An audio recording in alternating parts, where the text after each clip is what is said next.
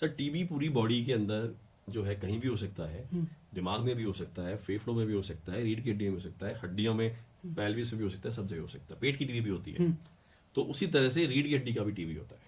तो तो इसको ये रीढ़ की हड्डी का टीबी रीढ़ बोलेंगे। की हड्डी का टीबी, तो ये जो हमारी वर्टिब्रल कॉलम्स हैं, जो हमारी वर्टिब्रा है, उसके बीच में डिस्क स्पेस होती है। तो ये उस डिस्क स्पेस को अफेक्ट करता है, क्योंकि वो वहां की वस्कुलरिटी, मतलब वहां पे खून की जो सप्लाई है वो नहीं है। It is an avascular area.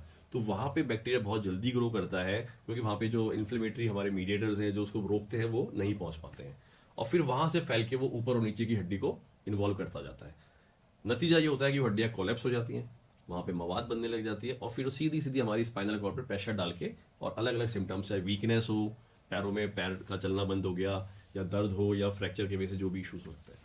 तो इसका जो इलाज है वो नॉर्मल ट्यूबरकुलोसिस जैसा ही होता है। सर इसका इलाज जो हमारा नॉर्मल ट्यूबरकुलोसिस है, हमारा नॉर्मल ट्यूबरकुलोसिस हम मान के चले कि छाती का टीबी, क्षय रोग जो हम बोलते हैं, पल्मोनरी ट्यूबरकुलोसिस। पल्मोनरी ट्यूबरकुलोसिस के लिए जो हमारा रेजिम है, जो एडवाइस करते हैं, वो करते हैं 6 से 8 महीने की दवाइयां करते हैं।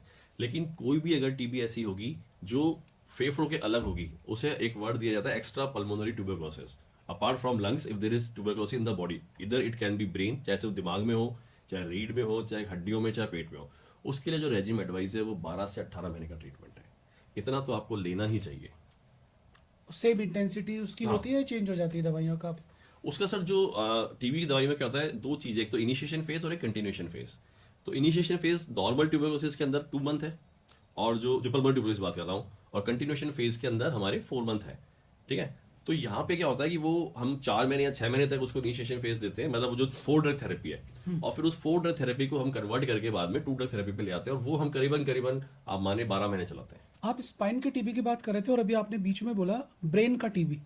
तो ब्रेन में भी ट्यूबरकुलोसिस हो जाता है। बिल्कुल, ब्रेन में ट्यूबरकुलोसिस हो जाता है। ब्रेन में ट्यूबरकुलोमास, छोटी छोटी छोटी छोटी छोटी गांठें पूरे ब्रेन में बन जाती हैं। Okay. और दूसरा, ये गांठें, ये टीबी के कीटाणु जब ब्रेन में, एक हमारे वेंट्रिकल्स होते हैं जिसे हम बोलते हैं पानी की थैली पानी पूरे की ब्रेन थैली, में, okay. जब उसकी सतह पे जाके वो कीटाणु जम जाते हैं, तो वो एक तरह से कीचड़ काई की तरह उसके पूरे जो सिस्टम है उसे जाम कर देते हैं।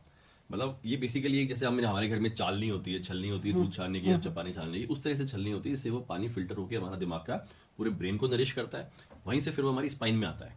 ठीक है। जब ये जो इस छलनी के ऊपर, इसके बेस के ऊपर ट्यूबरकल्स जमा हो जाते हैं, तो उसके फिल्टर सिस्टम को डिस्टर्ब कर देता है।